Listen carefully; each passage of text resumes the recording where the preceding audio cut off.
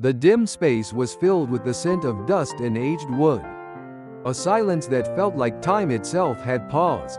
The thrill of discovering this room as a child still lingers in my memory. The first thing I found was a dust-covered vacuum tube radio, as large as a small television.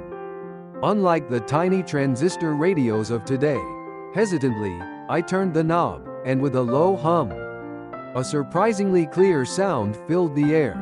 The Japanese broadcast from London's BBC carried the essence of a distant land straight to my ears. But suddenly, the sound cut off, replaced by an unfamiliar woman's voice. "This is a transmission from the future, can you hear me?" I froze. The voice was soft, tinged with a quiet sorrow. Next, I spotted a tattered leather album. Inside were black and white photos of my father's childhood. His smile, framed by a school satchel, stirred something in me. But the last page held a picture of an unknown girl. Her piercing eyes and anachronistic dress seemed to gaze right at me. On the back, scrawled in ink, were the words 2045, to you.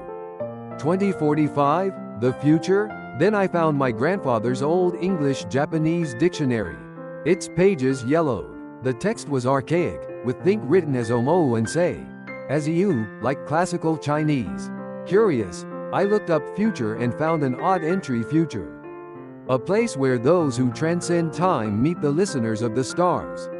A chill ran down my spine. At that moment, the radio crackled again, and the same woman's voice echoed, "You're in the attic. Aren't you? I've finally found you." I turned to see her, the girl from the album. She stood there, her translucent dress making her seem almost ghostly. "I'm Iris, from the future. Your time is where mine begins." Her voice, soft and wistful, matched the radio's. She explained that this attic was a nexus point, a distortion in space-time. The radio, album, and dictionary were keys that connected eras. "Your presence here might save my time," Iris said with a smile, though her eyes held sadness. She spoke of a crisis in her future, and asked me to look up a word in the dictionary.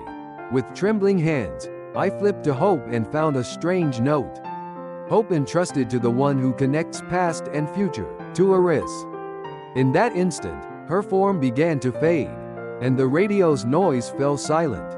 The attic returned to stillness.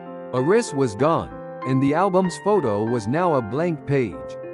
But in the dictionary, on the page for hope, her handwriting remained: "Thank you."